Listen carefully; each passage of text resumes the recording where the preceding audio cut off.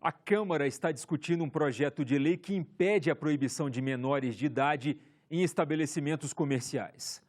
A proposta busca frear a tendência de hotéis e restaurantes de não aceitar crianças e adolescentes. Reunir a família é um dos atrativos que leva muita gente a estabelecimentos de lazer, como os restaurantes.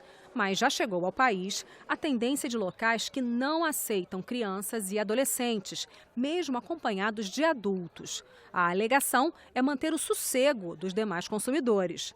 Agora foi aprovada na Comissão de Defesa do Consumidor uma proposta que proíbe a criação de obstáculos para menores acompanhados de adultos, a não ser que haja classificação por faixa etária estabelecida em lei. O projeto prevê multa ou detenção de até 6 meses para quem desobedecer às novas regras.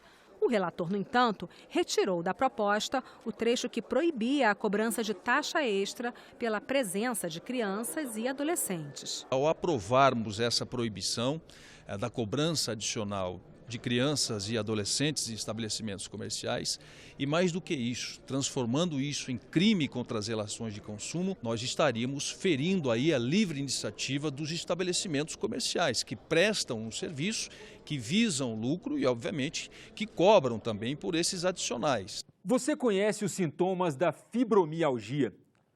Pouco conhecida e pouco discutida na sociedade, a fibromialgia foi tema de uma audiência pública na Comissão de Assuntos Sociais do Senado. Uma doença invisível para quem não conhece os sintomas, doença incurável e sofrida para quem convive com ela. A fibromialgia causa dores crônicas e permanentes no corpo humano. As mulheres são o alvo preferencial. Durante a audiência pública na Comissão de Assuntos Sociais, essa forte incidência sobre as mulheres foi comentada pela médica Elietier, que escreve um livro sobre a fibromialgia.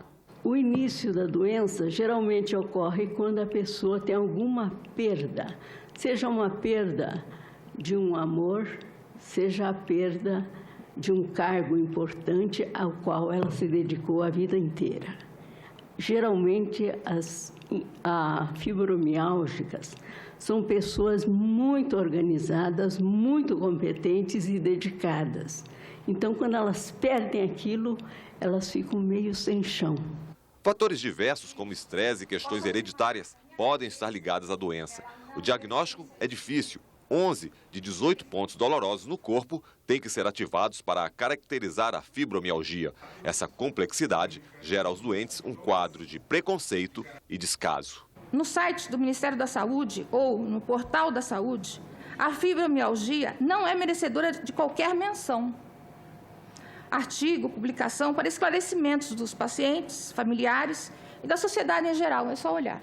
Nós recebemos relatos de pacientes que demoram mais ou menos 2 anos para conseguir uma consulta com o reumatologista. Sem tratamento, não consegue trabalhar, que não consegue o sustento, que não consegue manter o ambiente familiar, e isso acaba com uma família, acaba com relações, acaba com o amor próprio. Acreditem que fibromialgia é uma doença, acreditem que fibromialgia não é de mulheres loucas, insanas, histéricas, isso não é uma patologia psiquiátrica, é uma doença que tem uma prevalência altíssima, especialmente na população feminina do Brasil. A solução está exatamente em tornar a doença mais conhecida. E aí, quem sabe, a partir das faculdades mesmo, introduzindo cadeiras específicas. O Ministério da Saúde afirma que o governo já tem política pública para atendimento aos fibromiálgicos, mas que a portaria do governo ainda não é uma realidade para todo o país. A doença ainda é um desafio para os próprios médicos. A atitude de preconceito ou descaso da parte de quem faz assistência à saúde é sempre inaceitável. A condição básica para o tratamento de alguém que tem qualquer síndrome dolorosa crônica é o profissional de saúde reconhecer no discurso e na fala e na apresentação do paciente que aquilo é real, ele vivencia aquele problema. Então a negação de que o problema existe certamente concorre para um agravamento de todos os casos de síndromes dolorosas crônicas. No próximo bloco, vamos conhecer o espaço que conta a história do Legislativo Potiguar. herança de um ilustre brasileiro, Luiz da Câmara Cascudo. O Parlamento Brasil volta já.